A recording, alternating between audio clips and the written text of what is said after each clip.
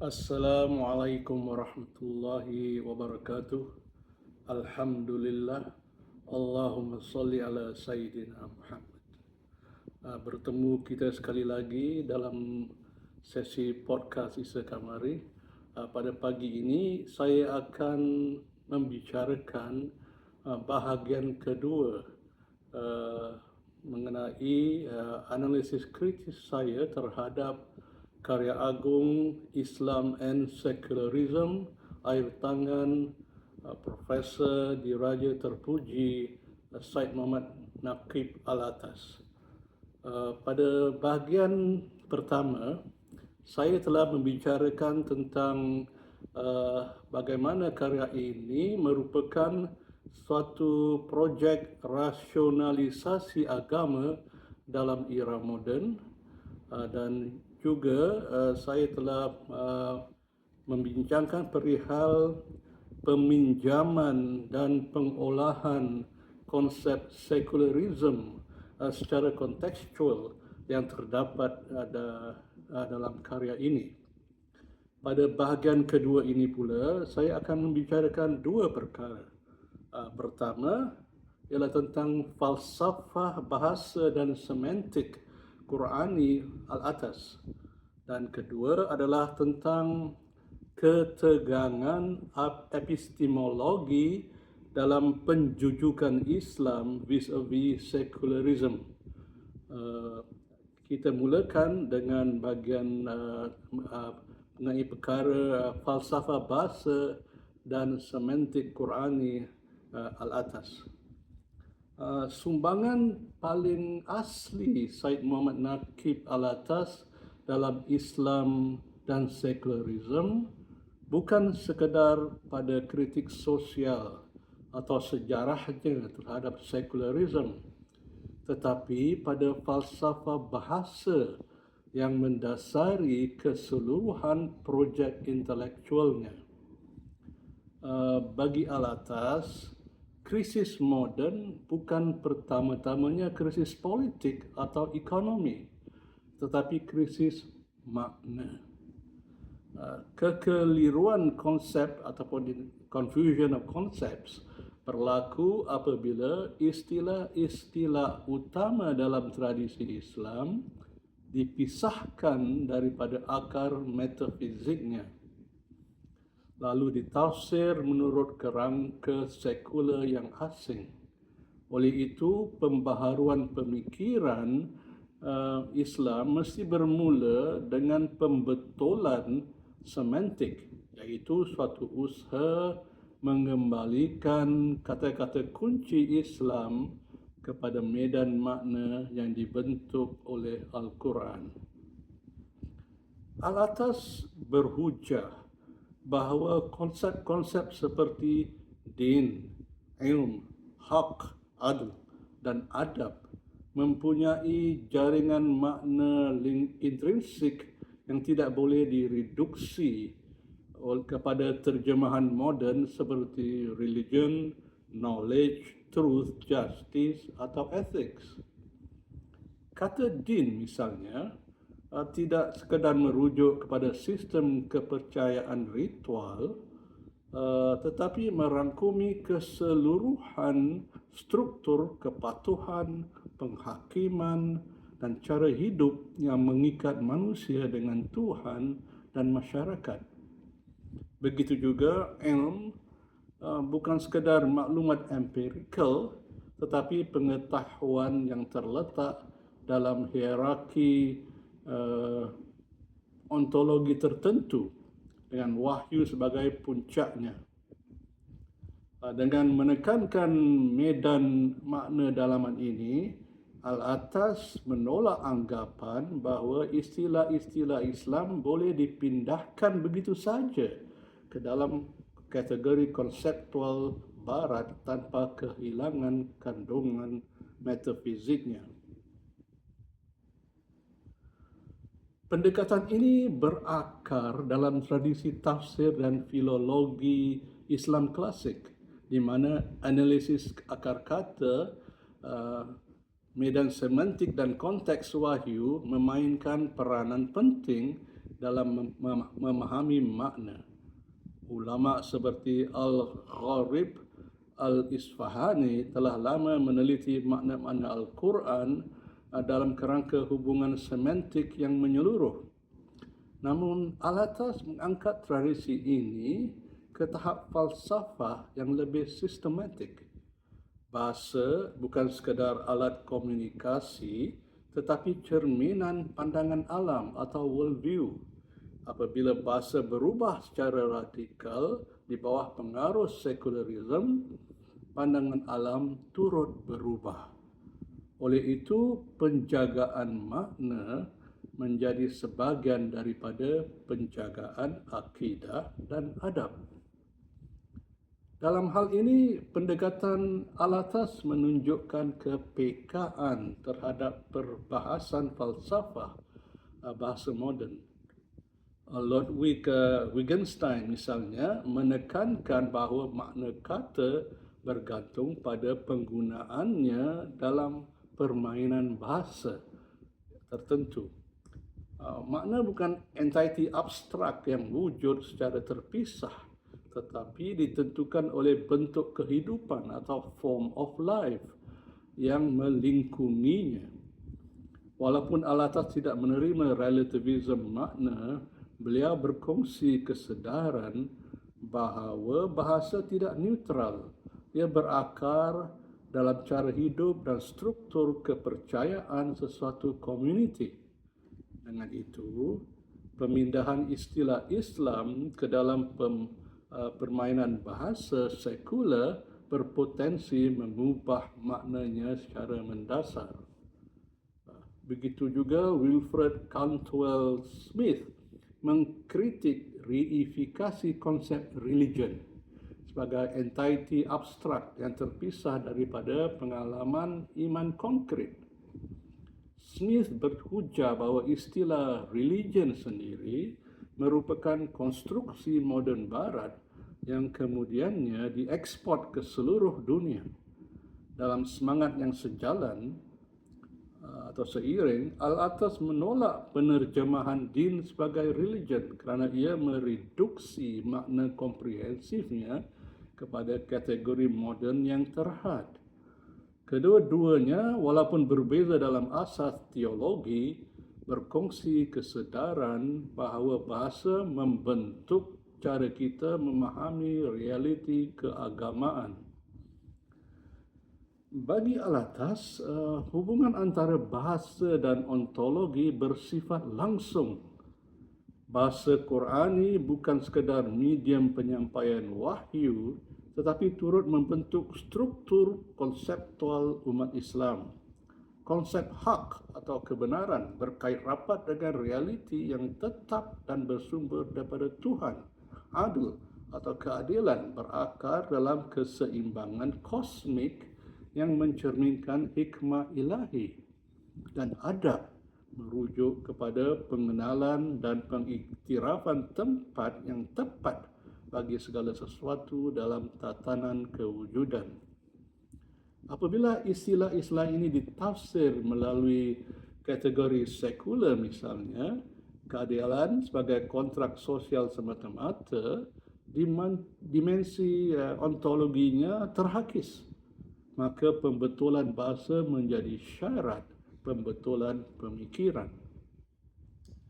Namun demikian, pendekatan ini boleh dipersoalkan dari sudut dinamika sejarah bahasa. Bahasa sentiasa berkembang melalui interaksi sosial, pertembungan budaya dan perubahan sejarah. Makna tidak pernah sepenuhnya statik. Ia mengalami perluasan, penyempitan dan transformasi. Bahkan, Al-Quran sendiri menggunakan kosakata Arab pra-Islam dan mentransformasikannya dengan memberikan horizon makna yang baru.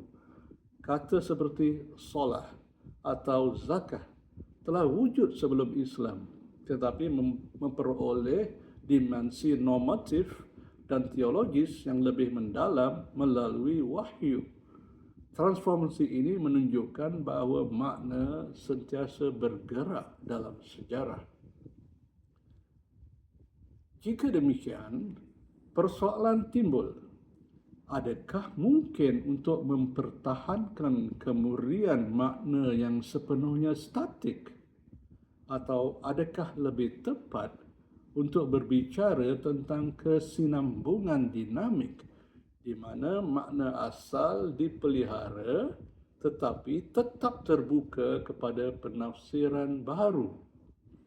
Pendekatan al-atas cenderung menekankan kestabilan medan makna Qurani sebagai asas ontologi yang tetap. Penegasan ini penting untuk mengelakkan relativism semantik yang boleh menghakis struktur akidah. Namun, ia mungkin memerlukan nuansa tambahan bagi mengiktiraf bahawa sejarah tafsir Islam sendiri memperlihatkan kepelbagaian interpretasi yang sah dalam kerangka ortodoksi. Tambahan pula, dalam dunia global yang saling berhubung, interaksi bahasa tidak dapat dielakkan. Umat Islam hari ini berfikir dan menulis dalam pelbagai bahasa seperti Arab, Melayu, Inggeris, Urdu dan lain-lain yang masing-masing mempunyai sejarah konseptual tersendiri. Penterjemahan bukan sekadar pemindahan kata, tetapi juga perundingan makna. Cabaran kontemporari ialah bagaimana mengekalkan integriti konsep Qurani sambil terlibat secara kreatif dalam wacana global. Dalam hal ini, warisan semantik al-atas boleh menjadi asas, tetapi perlu digabungkan dengan kesedaran hermeneutik terhadap perubahan sejarah. Walau bagaimanapun, kekuatan utama pendekatan al-atas terletak pada penegasan bahawa bahasa bukan sekadar instrumen neutral. Dalam era ini, di mana istilah seperti kemajuan, hak asasi atau kebebasan sering diterima tanpa soal, analisis semantik menjadi alat kritis untuk menyingkapkan andaian metafizik yang tersembunyi. Dengan menghubungkan semantik dengan ontologi, al-atas mengingatkan bahawa pertarungan intelektual tidak hanya berlaku pada tahap dasar awam atau institusi, tetapi juga pada tahap makna. Rumusannya, falsafah bahasa al-atas menawarkan sumbangan penting kepada pemikiran Islam kontemporari. Dengan menekankan medan makna Qurani dan hubungannya dengan pandangan alam, beliau mengangkat isu bahasa ke tahap metafizik. Walaupun pendekatannya mungkin perlu diperkaya dengan kesedaran yang lebih dinamik tentang sejarah bahasa dan hermeneutik, asas yang dibinanya tetap relevan.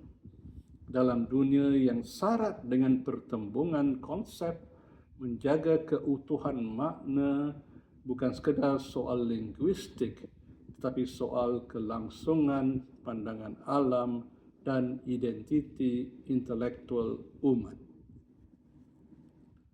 Kita beralih pula pada bahagian tentang pandangan alam dan ketegangan epistemologi yang terbit daripada pemahaman terhadap Islam and Secularism karya beliau.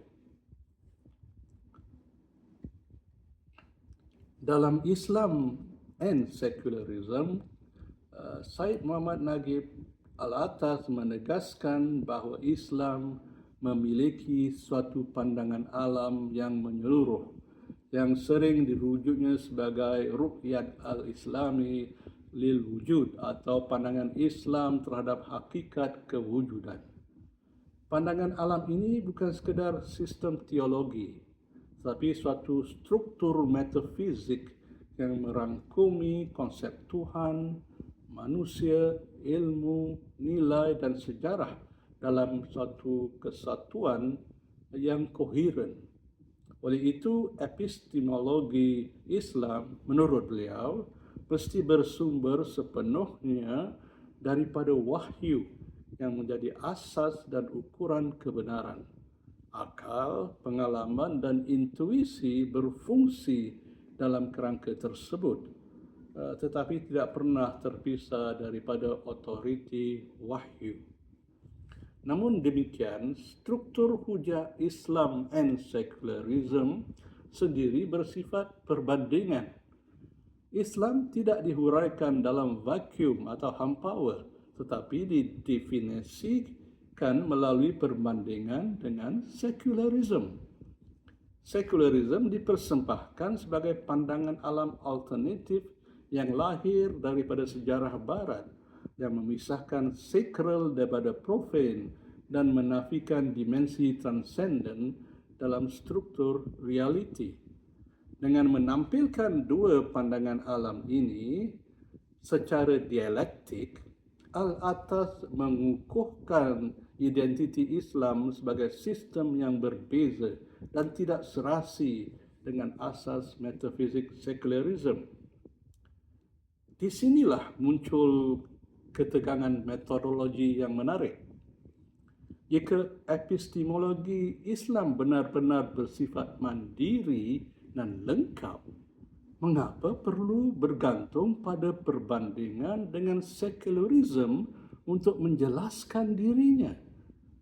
Soalan ini bukan tujuan melemahkan hujah Al-Atas, tapi untuk meneliti dinamika diskursif yang terlibat. Hakikat bahawa Islam didefinisikan melalui konfrontasi dengan Barat moden menunjukkan bahawa identiti intelektual yang dibentuk dalam karya tersebut tidak sepenuhnya bebas daripada konteks sejarah global. Islam dipersembahkan sebagai alternatif kepada sekularisme dan dengan itu perbincangannya terikat pada kerangka polemik yang sama. Perbandingan ini menandakan bahawa wacana Islam kontemporari beroperasi dalam ruang pertembungan peradaban. Walaupun Al-Atas menegaskan kemandirian epistemologi Islam, beliau tetap menggunakan kategori analisis sejarah dan falsafah moden untuk membina hujahnya. Analisis genealogis terhadap istilah sekular, secularization dan secularism misalnya menggunakan pendekatan yang lazim dalam tradisi intelektual Barat. Ini menunjukkan suatu bentuk hybridity ataupun kacukan intelektual, iaitu suatu gabungan antara sumber Islam dan metodologi analitik moden. Ketegangan ini tidak semestinya merupakan kelemahan. Sebaliknya, ia mencerminkan realiti bahawa tiada tradisi intelektual hari ini yang dapat beroperasi sepenuhnya dalam pengasingan. Dalam dunia yang saling berterhubung, dialog dan konfrontasi menjadi sebahagian daripada pembentukan identiti.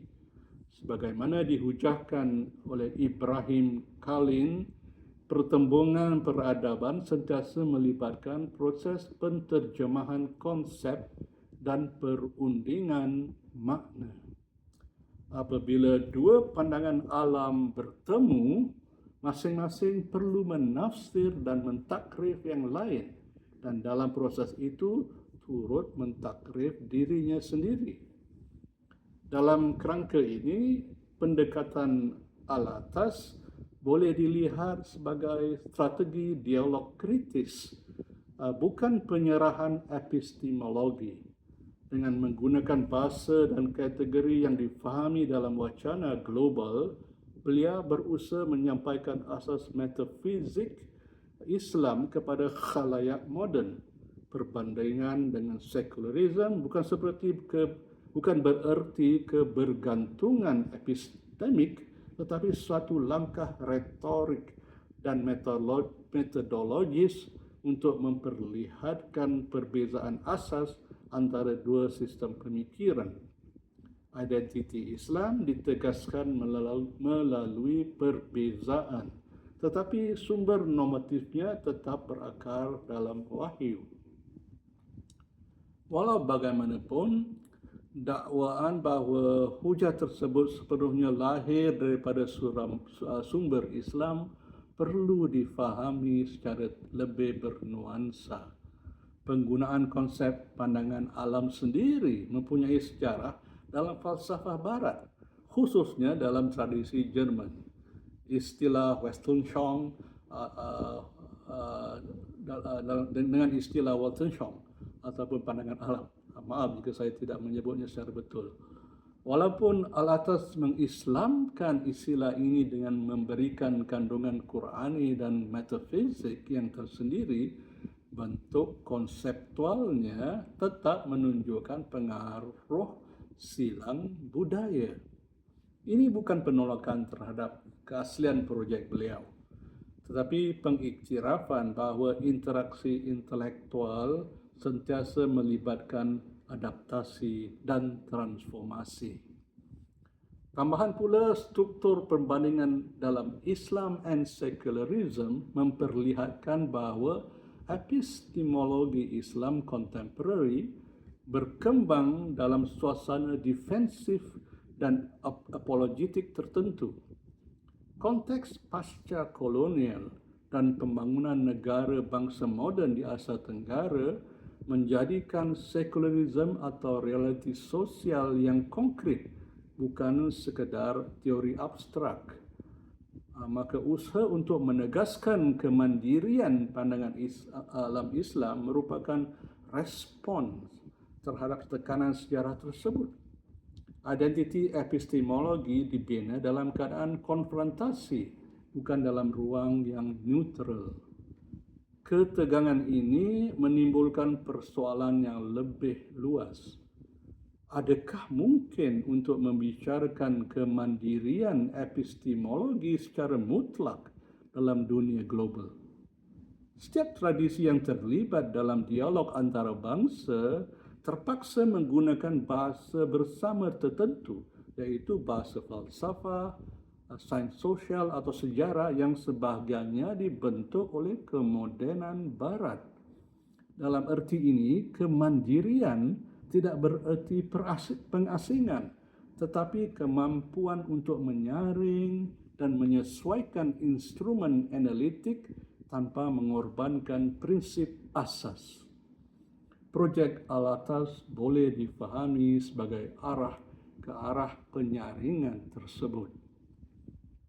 Di samping itu, dialektik dengan sekularisme juga berfungsi sebagai cermin yang memperjelas struktur dalaman pandangan alam Islam.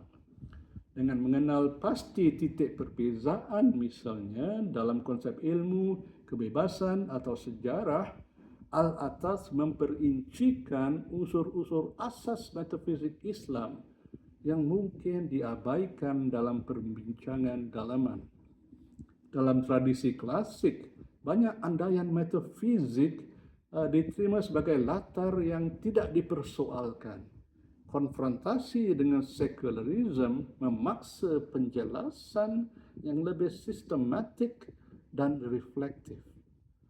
Maka dialektik ini turut menyumbang kepada pematangan intelektual. Rumusannya, Islam and secularism memperlihatkan satu paradoks yang produktif. Di satu pihak, Al-Atas menegaskan kemandirian pandangan alam dan epistemologi Islam yang bersumber daripada wahyu. Di pihak lain, struktur hujahnya menunjukkan keterlibatan aktif dengan kategori dan metodologi moden. Ketegangan ini bukan semestinya kontradiksi, tetapi mencerminkan realiti dialog peradaban dalam zaman global. Pendekatan Al-Atas boleh dilihat sebagai strategi kritis untuk menegaskan identiti Islam dalam medan wacana yang sudah dibentuk oleh kemodenan. Oleh itu, dakwaan tentang kemandirian epistemologi perlu difahami bukan sebagai pengasingan mutlak, tetapi sebagai usaha mengekalkan integriti prinsip dalam proses perkembangan dan penterjemahan konsep yang tidak dapat dielakkan. Begitulah pembentangan bahagian mengenai falsafah bahasa dan semantik Qurani al-atas serta ketegangan epistemologi dalam penjujukan Islam vis-a-vis atau lawan sekularisme. Itu adalah pembentangan pada bahagian kedua. Saya akan membentangkan bahagian ketiga pada sesi yang lain. Bahagian ketiga akan cuba membicara tentang sejauh mana era pasca normal kini telah melampaui kerangka dikotomi Islam dan sekularisme yang dibentangkan Profesor Diraja Terpuji Muhammad Naqib Al-Atas. Sebuah pembentangan hari ini bermanfaat hingga kita bertemu lagi dalam sesi penutup yang ketiga tentang buku Islam and Secularism, karya yang ikonik dalam dunia Islam itu. Sekian, terima kasih. Assalamualaikum warahmatullahi wabarakatuh.